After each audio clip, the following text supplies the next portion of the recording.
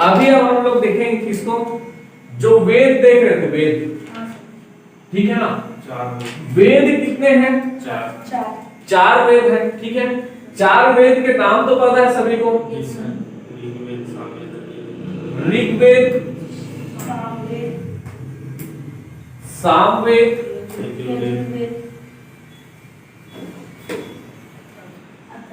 यजुर्वेद और अथर्ववेद। अच्छा, इसका उपवेद भी बताया था ना, उपवेद बता दिया, हम नाम याद आ रहा है कि नहीं? ऋग्वेद का आयुर्वेद है। ऋग्वेद का क्या था? आयुर्वेद। सामवेद का, ठीक है, ये उपवेद है ना। ऋग्वेद का आयुर्वेद, सामवेद का क्या था? गंधर्व वेद। क्लियर है ना? यजुर्वेद का धनुर्वेद और अथर्ववेद का शिल्प वेद। ठीक है, इसके पहले एक और चीज बताया था मैं, क्या बताया था? जैसे कोई भी वेद है उसका एक ब्राह्मण ग्रंथ होगा, बताया था ना, ठीक है। उसका आरण्यक होगा, उपनिषद होगा, ठीक है। संहिता, संहिता तो मतलब हो गया संकलन करना, ठीक है। तो आयुर्वेद ये तो इसका क्या हो गया? उपवेद, ठीक है। ऐसे ही क्या होगा? ब्राह्मण ग्रंथ होगा, ठीक है, बहुत सारे हैं, ठीक है। ऐसे ही क्या होगा? आरण्यक होगा, और ऐसे ही क्या होगा? उपनिषद, या इसी को बोला जा रहा है क्या? वेदांत, ठीक है, वेदांत। और एक बताया था वेदांग। क्लियर हो रहा है कि नहीं? वेदांग अलग है, शिक्षा, कल्प, व्याकरण, ठीक है, निरुक्त, छंद और ज्योतिष, ये बताया था। ये क्या है? वेदांग है। और ये क्या है? वेदांत, वेद के अंत में आते हैं, ठीक है ना? क्लियर हो रहा है कि नहीं? तो जो ऋग्वेद है, ऋग्वेद, इसका उपवेद क्या कहला रहा है? आयुर्वेद, ठीक है ना। इसी का ब्राह्मण क्या कहलाएगा? ऐत्रेय, यानी ब्राह्मण इसके कौन कौन से हैं, ठीक है, ये देखेंगे। इसके ऋग्वेद ऐत्रेय और कौशिकी, ठीक है। ऐत्रेय और कौशिकी किसके ब्राह्मण ग्रंथ है? तो याद रखना है किसके हैं? ऋग्वेद के। क्लियर हो रहा है कि नहीं? ठीक है ना। ऋग्वेद सबसे प्राचीन वेद है, ठीक है ना, ये तो बताया था ना, सबसे प्राचीन वेद है। जो वैदिक काल के बारे में सबसे ज्यादा जानकारी मिली है, कहां से मिली है? ऋग्वेद से मिली है। ऋग्वेद में 10 मंडल में बताया था, क्लियर है ना।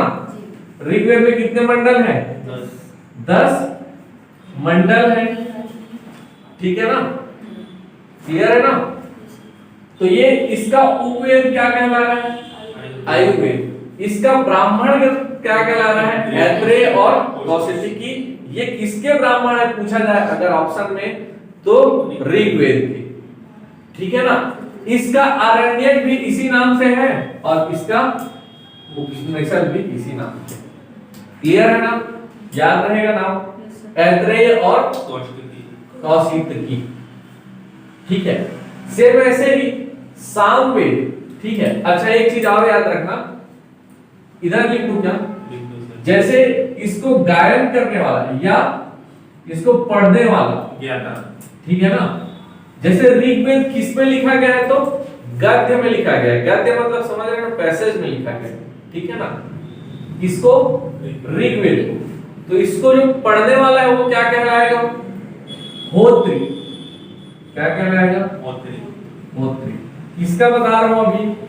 ऋग्वेद का, ठीक है। ऋग्वेद सबसे प्राचीनतम वेद, ठीक है। सर्वाधिक जानकारी ऋग्वेद के ऋग्वेदिक जो वैदिक काल में उसके कहां से मिली है? ऋग्वेद से ही मिली है, ठीक है। इसका उपवेद क्या है? आयुर्वेद। इसका ब्राह्मण ग्रंथ क्या कहला रहा है? ऐत्रेय और कौशिकी। आरण्यक और उपनिषद भी इसी नाम से मिलेंगे। क्लियर है? इसको जो गायन करने वाला या पढ़ने वाला बोले गद्य को, ठीक है, वो क्या कहला रहा है? होत्र, ठीक है ना। ऋग्वेद में है क्या? तो देवी देवताओं की स्तुति की गई है, किसमें? ऋग्वेद में, ठीक है। लेकिन किस फॉर्म में है? तो गद्य फॉर्म में, ठीक है, गद्य में है। क्लियर है? ऐसे ही सामवेद का जो उपवेद है वो क्या है? गंधर्व वेद, ठीक है ना, गंधर्व वेद। और इसका जो ब्राह्मण है, ठीक है, वो कहला रहा है पंचविश, ठीक है, पंचविश, याद रहेगा नाम, ठीक है ना, पंचविश किसका है? ये सामवेद, ठीक है। ब्राह्मण ग्रंथ क्या कहला रहा है? पंचविश, नाम याद रहेगा, ठीक है। इसका जो आरण्यक है वो है छांदोग्य और जैमिनी। आरण्यक वगैरह पूछता है सर? पूछ देता है कि किसका आरण्यक है, ठीक है, ऐसा टाइप सर। अगर थोड़ा डीप में जाए तो पूछ सकता है ये चीज। ज्यादा बहुत सारे पूरे आरण्यक को नहीं बता रहा हूं, आरण्यकों की संख्या ज्यादा है, जो इंपॉर्टेंट है उसी को। छांदोग्य और जैमिनी किसके आरण्यक है? तो सामवेद। क्लियर है ना? और इसका उपनिषद भी एक छांदोग्य है और एक कैन के नाम से, ठीक है, छांदोग्य और कैन, याद रहेगा नाम। सामवेद का उपवेद क्या है? गंधर्व वेद। इसका ब्राह्मण ग्रंथ क्या कहला रहा है? पंचविश, ठीक है ना। और इसका आरण्यक क्या है? छांदोग्य और जैमिनी। इसका उपनिषद क्या है? छांदोग्य और कैन। क्लियर है इतना? ये जो है सामवेद है, किस फॉर्म में है? पद्य के फॉर्म में, ठीक है ना, पोएट्री के फॉर्म में है। तो इसको पढ़ने वाला क्या कहला रहा है? उद्गाता। ये भी नाम याद रखना, ठीक है, ऐसा पूछा जा सकता है कि इसको पढ़ने वाला क्या कहलाता है या गाने वाला। इसके अगर रिस्पेक्ट में पूछा जाए सामवेद के, तो गायन करने वाला क्या कहलाएगा? उद्गाता। नाम तो याद हो गया होगा, गायन करने वाला उद्गाता, ठीक है ना। जैसे इसको पढ़ने वाला क्या कहला रहा था? होत्री। तो वैसे ही इसको गायन करने वाला क्या कहला रहा है? उद्गाता। क्लियर है ना? अच्छा, तीसरा वेद कौन सा है? यजुर्वेद। अब ये जो है पद्य की फॉर्म में भी है और गद्य की फॉर्म में भी है, दोनों में, ठीक है ना। पद्य में भी है और गद्य में भी है, ठीक है। इसमें भी देवी देवताओं की स्तुति है, इसमें भी है, इसमें गद्य के फॉर्म में है, इसमें पद्य के फॉर्म में है। और इसमें ज्यादातर यज्ञ के बारे में या कर्म कांडों के बारे में बताया गया है। किस फॉर्म में है? तो पद्य और गद्य दोनों फॉर्म में है, ठीक है ना। इसका दो टाइप भी होता है, किसका? यजुर्वेद का, एक कृष्ण यजुर्वेद के नाम से और एक शुक्ल यजुर्वेद के नाम से। हिंदी कैलेंडर में जाओगे तो कृष्ण पक्ष और शुक्ल पक्ष आता है, तो वैसे ही कृष्ण यजुर्वेद और शुक्ल यजुर्वेद। जो कृष्ण यजुर्वेद है, ठीक है, वो गद्य के फॉर्म में है। किस फॉर्म में है? गद्य। और जो शुक्ल यजुर्वेद है वो पद्य के फॉर्म में, यानी पोएट्री फॉर्म में, ठीक है ना, याद रहेगा। इसका जो ब्राह्मण ग्रंथ है वो है तैत्रेय और शतपथ। तैत्रेय और शतपथ, ठीक है ना। और आरण्यक भी इसी नाम से। आरण्यक भी किस नाम से? तैत्रेय और शतपथ, ठीक है, याद हो जाएगा धीरे धीरे। अभी इसको एक दो बार रिपीट करेंगे, नहीं याद हो रहा है ना अभी, ठीक है। थोड़ा हो सकता है पहले बार में नाम डिफिकल्ट लगे, लेकिन धीरे धीरे तुम लोग ही ये सब बन जाओगे। क्या जानते हो? होत्री, उद्गाता, ठीक है। कम से कम जहां बस डिस्कशन होगा वहां बस नाम तो पता रहेगा तुम लोगों को, ठीक है। किसी को बोल तो सकते हो कि ये तो गलत मंत्र पढ़ रहे हैं, ठीक है, ऐसा बोल सकते हो ना। मतलब एक जनरल जानकारी तो हो जाएगी इसके बाद, ठीक है ना। तो तैत्रेय शतपथ ब्राह्मण है किसका? यजुर्वेद का। और आरण्यक भी है किसका? यजुर्वेद का। ठीक है, इसके उपनिषद है कठोपनिषद। कठोपनिषद, ठीक है, कठोपनिषद। और है ईशोपनिषद। ईशोपनिषद। और एक है बृहदारण्यक। बृहद प्लस आरण्यक से बना है बृहदारण्यक। ठीक है, ये आरण्यक में भी आएगा क्योंकि आरण्यक शब्द जुड़ा हुआ है। यहां पर भी इसको याद रखना, उपनिषद भी है तो बृहदारण्यक। क्लियर है इतना? ठीक है, कठोपनिषद, ईशोपनिषद और बृहदारण्यक। ठीक है ना? कठोपनिषद ये मेरे को याद इसलिए आ रहा है, एक मंदिर था गुजरात में, ठीक है, क्या नाम से हो, जो दिल्ली में भी है सेम। गुजरात में एक टेम्पल है जिस नाम से, नहीं, कुछ दूसरा नाम से, अक्षरधाम मंदिर। सुने हो क्या?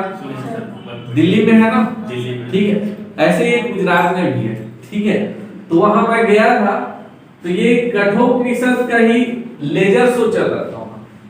ठीक है, वहां मोबाइल अलाउड नहीं रहता, जैसे अंदर एंट्री करोगे ना, मोबाइल पर्स ये सब बाहर हो जाता है। वहां केवल ऐसे ही जाओगे बिना मोबाइल पर्स के। और वहां पर एक वाटरफॉल टाइप का, मतलब जैसे ये होता है ना, शो होता है जैसे वाटर शो, ऐसे ही वाटर शो टाइप जगह में लेजर शो भी हो रहा था। उसी में वाटर भी था, वो जो पॉन्ड का टाइप बना था उसमें वाटर भी था और वाटर का फव्वारा भी चल रहा था और उसमें लेजर शो भी हो रहा था। तो इसमें एक यम, ठीक है, यानी यमराज और नचिकेता, ठीक है, इन दोनों के बीच का संवाद बताया गया। ठीक है, वो लेजर के फॉर्म में वो लोग क्रिएट कर रहे थे उसको, जो भी डिस्कशन होता था, इधर माइक से आवाज आता रहता था। तो यम और नचिकेता के बारे में संवाद का जो इसमें उपनिषद है वो कौन सा है? कठोपनिषद। ठीक है, संवाद मतलब वो लोग डिस्कशन करते हैं ब्रह्म के बारे में, सत्य के बारे में। वो किसमें है? कठोपनिषद। ठीक है ना?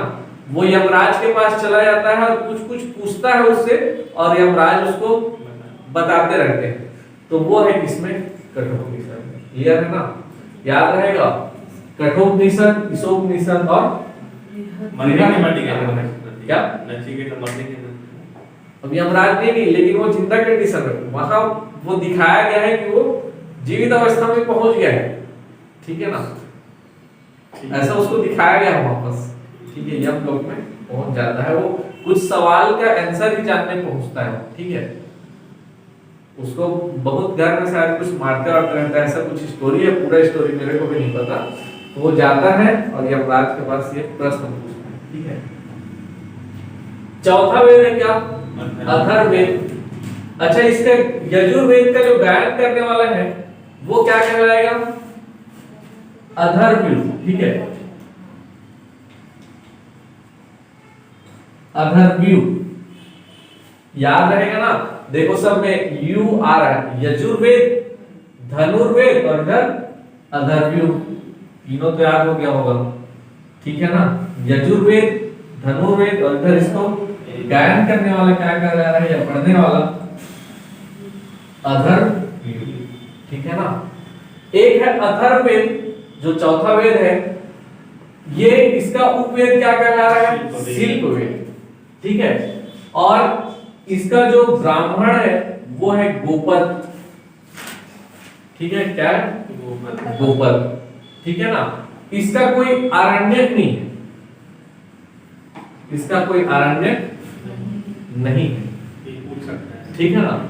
इसका कोई आरण्यक नहीं है। ऐसा पूछ सकता है कि किस उपनिषद या किस उपवेद का आरण्यक नहीं है, तो इसका नहीं है ऐसा।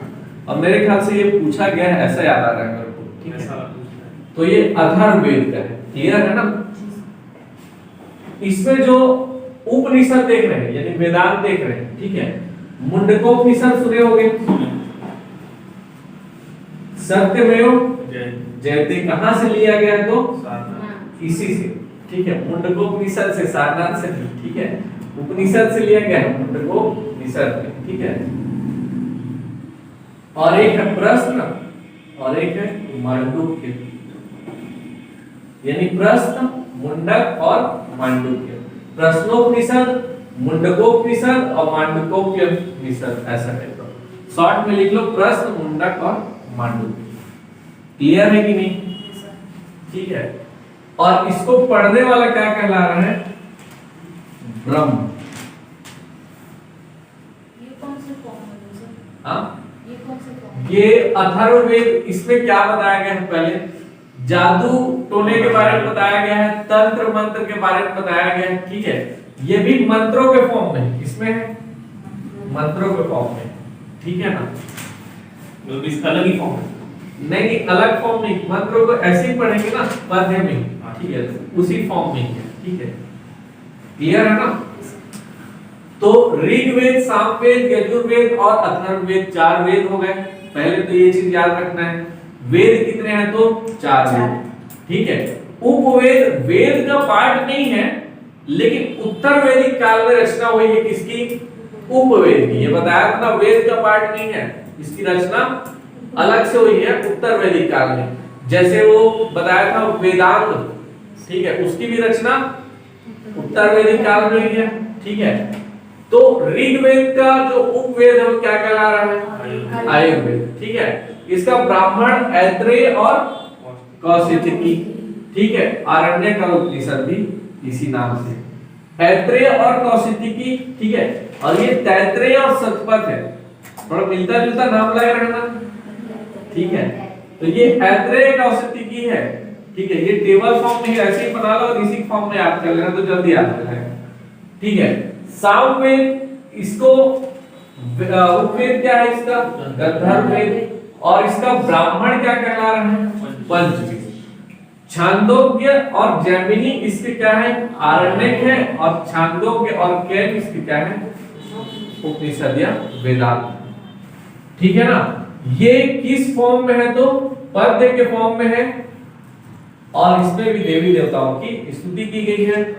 ऐसे ही यजुर्वेद, ये गद्य और पद्य दोनों फॉर्म में है। इसका 2 टाइप है, कृष्ण यजुर्वेद और शुक्ल यजुर्वेद। इसका जो उपवेद है वो क्या कहला रहा है? धनुर्वेद। और ब्राह्मण इसका तैत्रेय और सतपथ, इधर आरण्यक भी तैत्रेय और सतपथ। इसके जो उपनिषद है, ये वाले पार्ट से मोस्टली क्वेश्चन पूछा जाता है, ये किसके उपनिषद है, ठीक है। और इन्हीं में से पूछा जाता है, ये 5 में से, ठीक है। कठोपनिषद, ईशोपनिषद और बृहदारण्यक किसके हैं? यजुर्वेद के, ठीक है ना। और प्रश्न, मुंडक और मांडुक्य किसके हैं? अथर्ववेद, ठीक है ना। क्लियर है? तो ये था क्या? 4 वेदों के बारे में। ऋग्वेद सबसे प्राचीन है और सबसे अंतिम में रचना किसकी हुई है? क्लियर है? बाकी तीनों वेद कौन कौन से?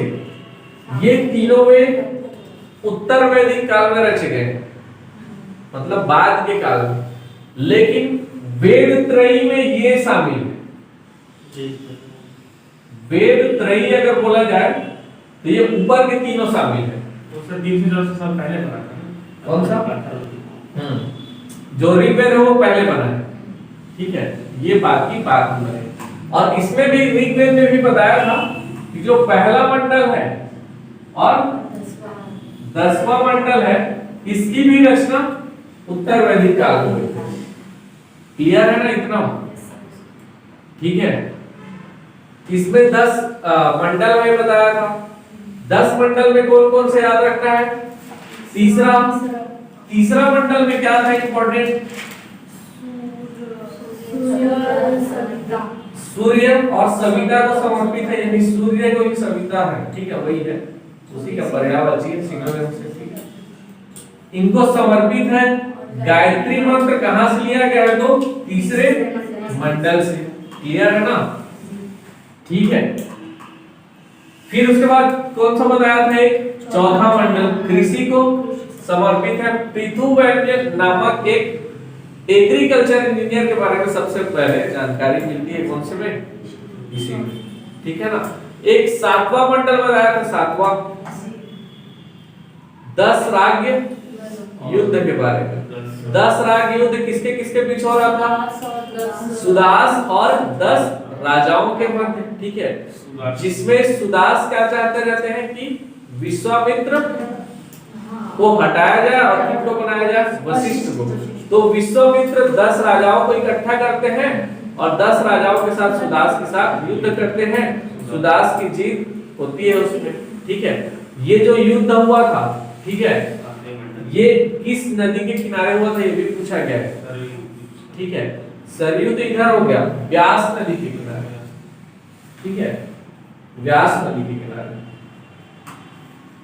सतलज की सहायक नदी है व्यास नदी, ठीक है ना। सॉरी, इसका नाम तो हो जाएगा, ये अलग है, व्यास नदी नहीं है। इसके बगल में एक और नदी है, क्या नदी, रावी, ठीक है, लिख लिए क्या, ठीक है, रावी नदी के किनारे, ठीक है ना। रावी नदी बताया था कि इसके पहले वाले जब वो हड़प्पा सभ्यता पढ़ा, रावी बताया था कि रावी बताया था। ये इसका पुराना नाम था पुरुषनी नदी, तो इस नाम से पूछा गया, क्वेश्चन में ऐसा नहीं पूछा गया रावी नदी के किनारे, ठीक है। किस नदी के किनारे 10 राज युद्ध हुआ था, तो पुरुषनी नदी के किनारे, ठीक है ना। इसी का पुराना नाम था किसका, रावी नदी का, ठीक है। व्यास नदी का पुराना नाम था विपाशा, वासुनी विपाशा, ठीक है ना। व्यास नदी का पुराना नाम क्या था, विपाशा। ऐसे ही इस पे अलग अलग नदियों के प्राचीन नाम बताए गए। थोड़ा सा बता दो क्या उसको भी, मिटा दो इसको, एक साइड लिख लो नदी और एक साइड लिख लो प्राचीन नाम। एक अभी नदी बताया कौन सा, रावी, इसका नाम क्या हो जाएगा, पुरुषनी नदी, ठीक है। एक नाम काबुल, ठीक है, इसका नाम था कुंभा, ठीक है, काबुल, इसका नाम था क्या, कुंभा। व्यास तो बताया,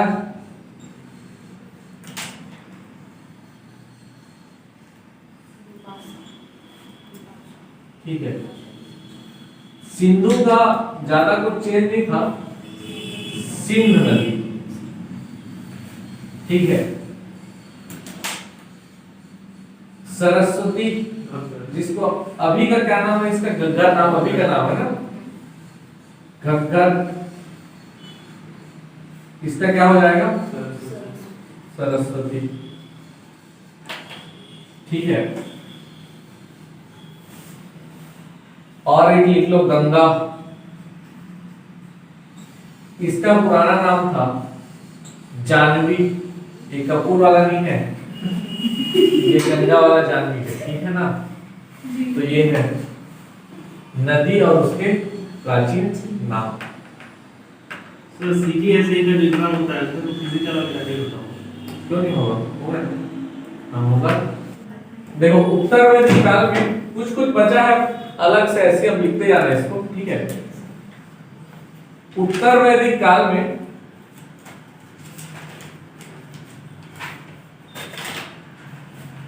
चार आश्रम के बारे में बताया गया, जी सर। चार आश्रम के बारे में बताया गया। कौन कौन से आश्रम, ब्रह्मचारी, ब्रह्मचर्य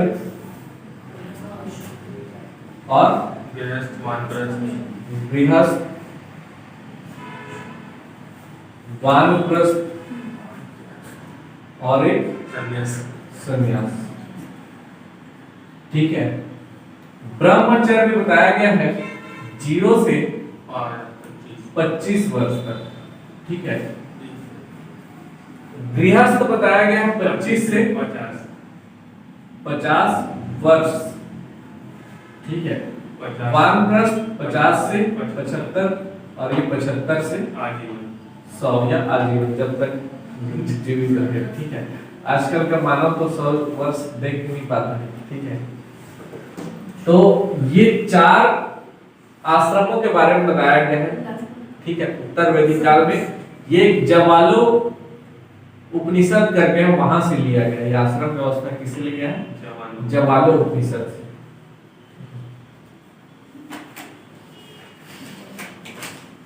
और इसी उत्तर वैदिक काल में ही 3 रीढ़ों से मुक्त होने की बात की गई है, ठीक है ना। 3 प्रकार के रीढ़ों से मुक्त होने की बात की गई है। कितने? 3 प्रकार के, ठीक है। हाँ, एक देव रीढ़ है, एक पितृ रीढ़ है और एक ऋषि रीढ़ है, ठीक है ना। नाम तो क्लियर हो रहा है ना, समझ में आ रहा है, समझ में आता है कि ठीक है ना। देव ऋण, पितृ ऋण और ऋषि ऋण, मात्रा उत्तर नहीं करना है, ठीक है। देव ऋण, पितृ ऋण और ऋषि ऋण। देव ऋण से कैसे मुक्त हुआ जा सकता है?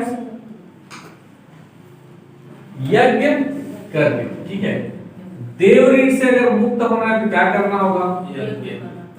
यज्ञ करके इससे मुक्त हुआ जा सकता है। यानी 3 प्रकार से मुक्ति पाई जा सकती है 3 ऋणों से, इसमें बताया गया उत्तर वैदिक काल में।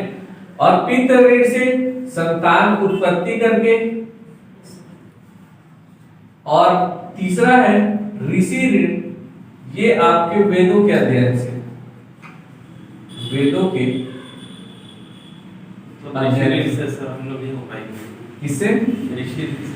अभी कर रहे हो ना वेदों का अध्ययन, ठीक है ना। आजकल तो वेद पढ़ना नहीं पड़ेगा, अब आजकल सब ऑडियो में आ गया है, ठीक है। अगर अलग से एक्स्ट्रा टाइम पढ़ने के लिए देना चाहते हो तो बहुत सारा ऑडियो बुक है, वो निकालना और एक-एक करके वेद को पढ़ना, ठीक है। एक्चुअल वेद तो नहीं है, सब संकलित किया गया है, तो उसको भी तो श्रुति रूप में पढ़ना।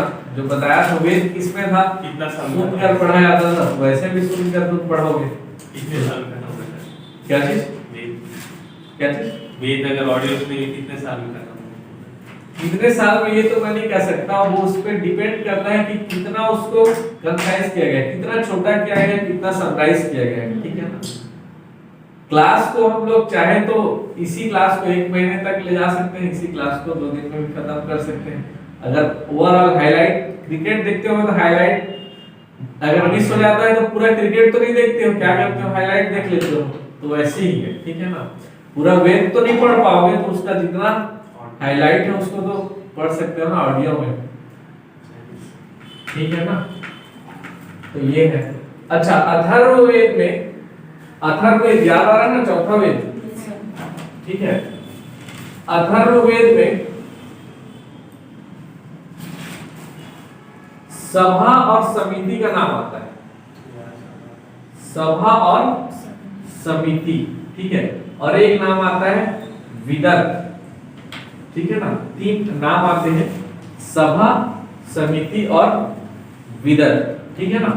सभा और समिति को प्रजापति की पुत्रिया कहा गया, पूछा गया प्रश्न है, ठीक है। प्रजापति की पुत्रिया कहा गया है किसको? सभा और समिति को। और विदर्भ का अर्थ होता है जो लूट से प्राप्त होती है ना, जैसे लूटा हुआ सामान रहता है ना, उसको बांटना, ठीक है। लूट से प्राप्त वस्तु को बांटना, यानी बांटने का काम ही ये विदर्भ करती थी, ठीक है ना। इस बांटने का काम कौन करते थे?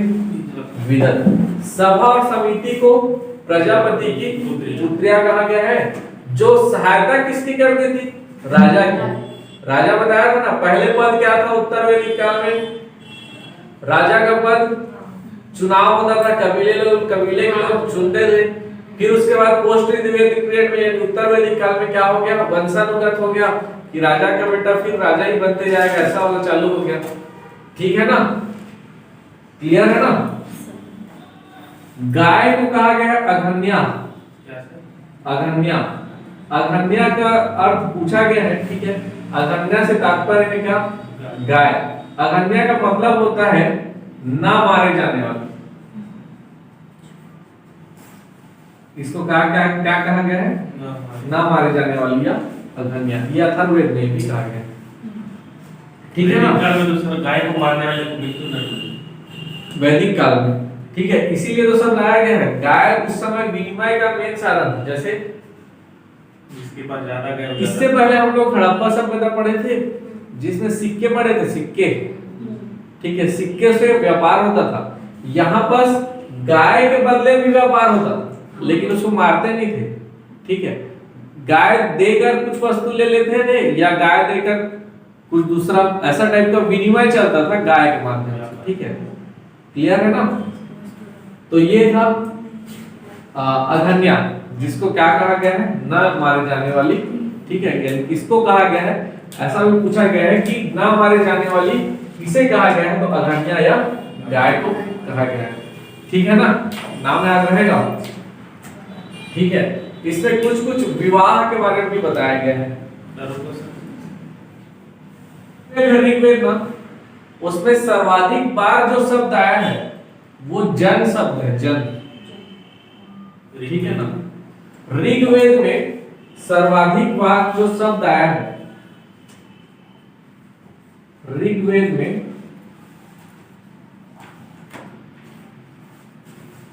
सर्वाधिक बार जो शब्द आया वो क्या है, जन, ठीक है।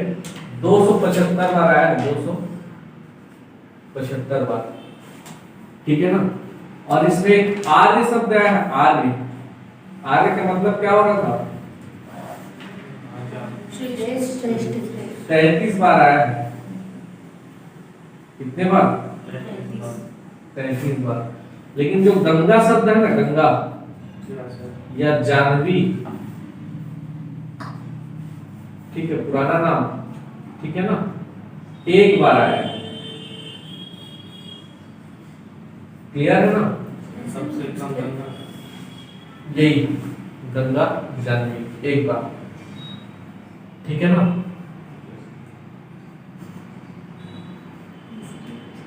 ज्यादा तो नहीं हो रहा है, ठीक है। ये अब जो बचा बचा है वो बता रहा हूँ, ठीक है। बाकी तो मेन जो वैदिक काल था, जितना पढ़ना था वो,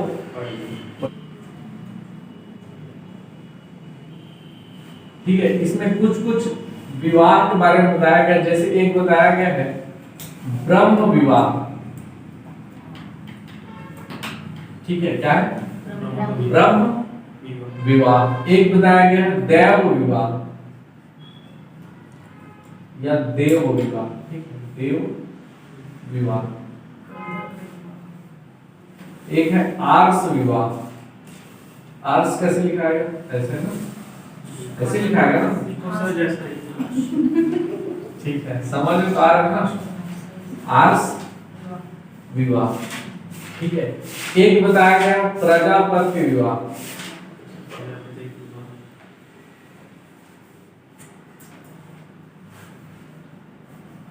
ठीक है। ये चार विवाह याद हुआ कि नहीं, ब्रह्म विवाह, देव विवाह, आर्ष विवाह और प्रजापति विवाह, ठीक है। इसके अलावा भी ये कुछ है, ठीक है। एक है आसुर विवाह, आसुर विवाह। एक है पैशाच विवाह, पैशाच विवाह। एक है, और उसको क्या बोलते हैं, राक्षस, ठीक है, राक्षस विवाह, ठीक है। एक और कोई विवाह है, टोटल इसमें 8 विवाह है। सर गंधर्व विवाह, हाँ, गंधर्व विवाह, यही आएगा इसमें, किसमें आएगा, इसी में, ठीक है। तो ये है, ठीक है ना, गंधर्व विवाह ही है, गंधर्व विवाह। ये कुल 8 विवाहों के बारे में बताया गया है, ठीक है। 8 टाइप से विवाह उस समय होते थे, ठीक है ना।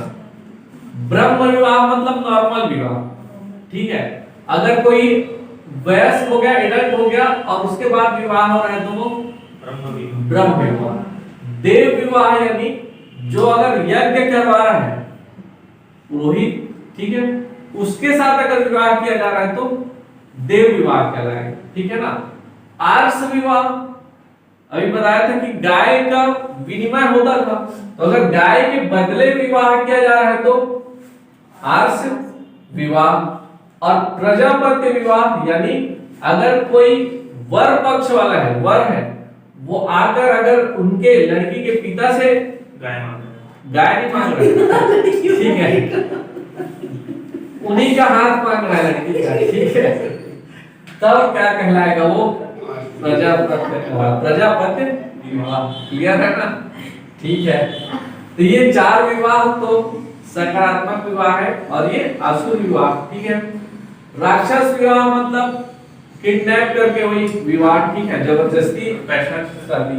पैशाच विवाह मतलब ये भी उसी टाइप कैटेगरी में आता है कि जबरदस्ती किया हुआ विवाह, ठीक है ना। जबरदस्ती जो किया गया विवाह है वो किसमें आएगा? पैशाच विवाह। ये अपहरण करके किया गया विवाह और ये जबरदस्ती संबंध बनाया गया विवाह कौन सा है?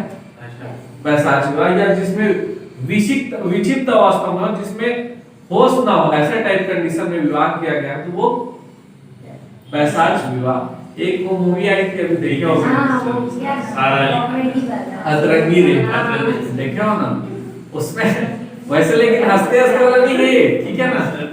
हाँ, तो उसमें क्या होता है, वैसे ही उसको नाइट्रस ऑक्साइड सिलेंडर लगा लिए रहते हैं तो वैसे ही उसका शादी हो जाता है, ठीक है। तो ये आसुर विवाह मतलब धन के बदले किया गया विवाह। हाँ, ये अभी का दहेज है, यही को अपना लिए हैं अब, ठीक है। अभी सब विवाह, ठीक है, एक ये प्रचलित है और एक गंधर्व विवाह, प्रेम विवाह, ठीक है, ये भी प्रचलित है अभी। ये दोनों को अभी तक रखे हुए हैं, ठीक है ना। आसुर विवाह मतलब वही है, सब अच्छा है, लेकिन नीचे रखने का किसको? अच्छा नीचे रखे बोल रहे हो, इसको इधर रखा था। गंधर्व विवाह, प्रेम विवाह ही है, अभी का लव मैरिज है, ठीक है। कौन सा? गंधर्व विवाह, ठीक है। तुम कर लेना अगर ये इतना पसंद आ रहा है, नहीं हुआ है ना? ये तुम करना इस बार, ठीक है। तो ये गंधर्व विवाह तुम्हारे लिए फिक्स है। चलो,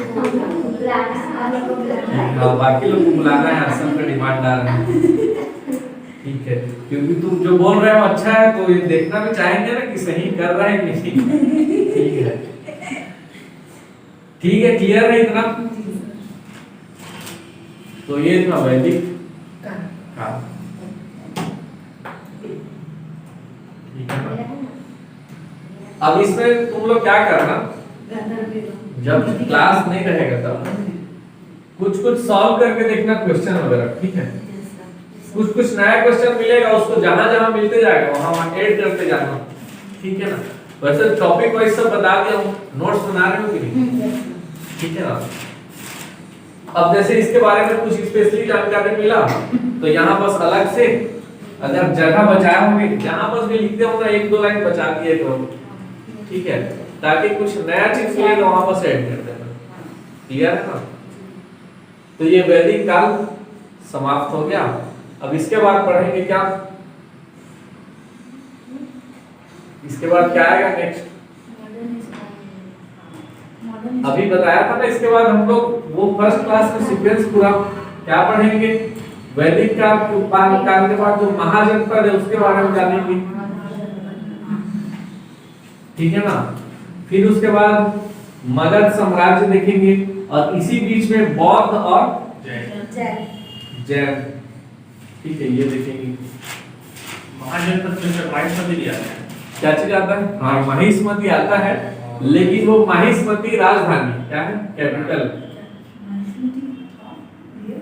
बाहुबली मूवी देखे हो ना, ठीक है। तो जो अवंती है ना, अवंती एक महाजनपद था, अभी का मान लो कहां पर, मध्य प्रदेश में, ठीक है ना। तो मालवा वाला एरिया ना, मतलब मालवा पठार सुने होंगे, मालवा का पठार, प्लेटी ऑफ मालवा इंग्लिश मीडियम, ठीक है ना। तो ये अवंती उसी एरिया में, ठीक है। उसका दो कैपिटल था, एक उत्तरी अवंती और दक्षिणी अवंती ही कहला रहा था माहिष्मती, ठीक है ना।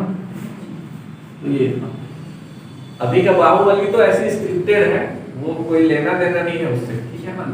वो बहुत सारे चीजों को ऐसे मिला कर बना दिया गया है, लेकिन माहिष्मती नाम से एक्चुअल राजधानी भी था।